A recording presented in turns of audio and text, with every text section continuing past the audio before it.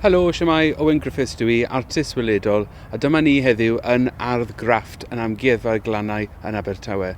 Here we are at the GRAFT Garden. My name's Owen and I lead this project with the team here at the National Waterfront Museum in Swansea. And this is a edible landscaping project.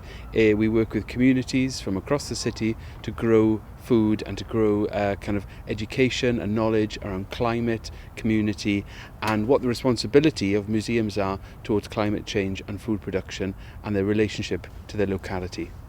Felly ni'n gweithio gyda gwirfoddolwyr bob dydd Gwener yma yn yr ardd i ddysgu sut mae pobl yn gallu tyfu llysiau, sut ni'n gallu rhannu'r bwyd yma allan yn y cymuned, a hefyd y pwysigrwydd o gerddi fan hyn fel habitats i bioamrywiaeth a sut mae hwnna'n cael effaith ar y climate. So this garden is a really social and political space. It's a connection to the local community. It's a space we can talk about all these things in one arena. But really we work with volunteers every Friday to grow as much stuff as we possibly can, to share that produce. We explore ways of pickling it, of cooking it. We've got a bread oven that we've built here. We've done feasts for 150 people. We've been sharing food all through the lockdown, sending seeds out to different community groups and trying to get people to grow as much food as possible and connecting back to us. So we're really trying to think of this space as a hub for sustainability and for conversations of the future in the middle of the city of Swansea. Heddiw i ni fynd i fod lan gyda'r cychod gwenyn ac tynnu mêl allan heddi a just edrych ar y gwenyn, just checo lan ar pawb a i ni wedi bod yn neud hwn dros y misoedd diwetha. So this afternoon what we're going to do is get a chance to look inside the hives, do a honey extraction and show you that process and talk about the importance of urban pollinators and the role that the bees play here at the National Waterfront Museum.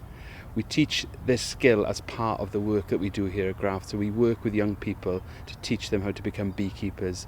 Alison, our beekeeper, is working with 3 or 4 young people from Neath, from a school in Neath, who come down every week to work with us. So all of this stuff is part of the ethos of the project and part of the importance of these dialogues for the future of sustainability, food and urban green spaces like this. Hi, I'm Alison. I'm the resident beekeeper here at GRAFT. We're going to be doing, hopefully, a honey extraction today. We'll just have a look inside this hive and see what's in there. The bees are very active today, and it's a boiling hot day. So it's a good sign, but none of us want to get stung, and we want to move the bees away from the honey we're going to pinch. So we'll be going in with the smoker going. See the bees move out of the way once we give them a puff of smoke.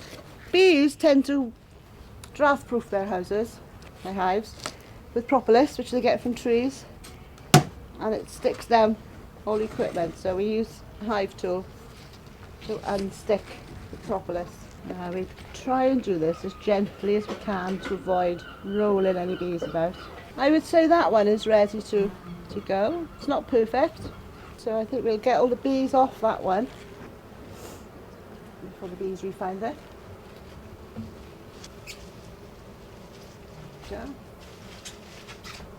We don't want to take too much off the bees because it's their honey and they use it for their winter stores. Oh, that's a nice one as well. We'll get that one as well, and that will be, I think, all we can take for today.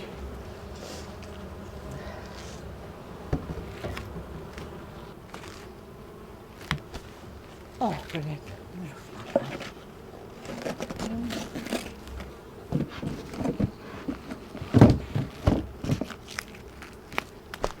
Well done. Okay, so here we have the honey that we took off the hive earlier. So we're going to unwrap this. Oh, it's lovely and sticky. It's going everywhere actually. So if we just pop that on there ready. And what we're going to have to do with this now to get the honey out is uncap it. And when I say uncap it, all this white here, there's honey under there, and these are wax cappings. So we have to break the cappings to get the honey out. So we use, there are many different methods of uncapping. I prefer this one. You just roll it down. So you can see now all that wax there, all the cappings, are broken off, and you can see the honey start coming out. And the other side. Makes a lovely noise.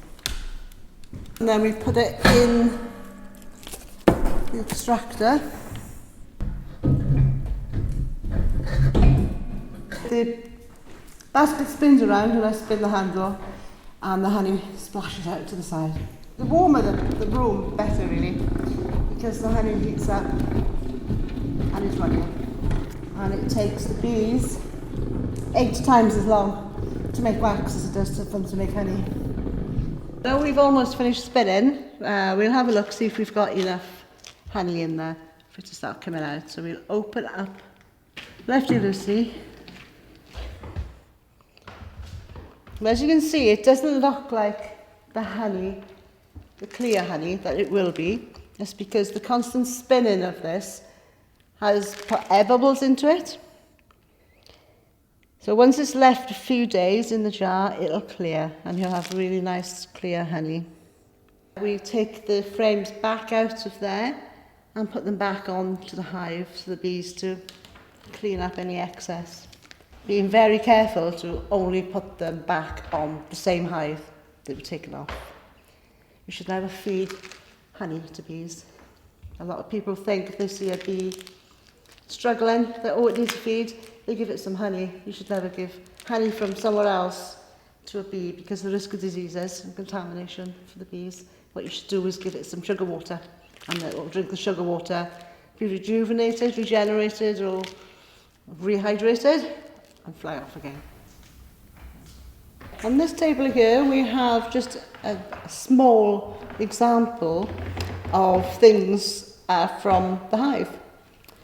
So here we've got wax, there's candles, strengthening shampoo, lip balm, lemonin, and then we've got a couple of chocolates, granola bars, and we have some bee pollen. Some people sprinkle this onto their cereals, sprinkle it into soups and things. It's supposed to help with allergies, things like that. Well, thanks very much, Alison. Diolch yn fawr. I think we've learned loads today about the extraction and look forward to using the honey. Oh, you're welcome. It tastes really nice too.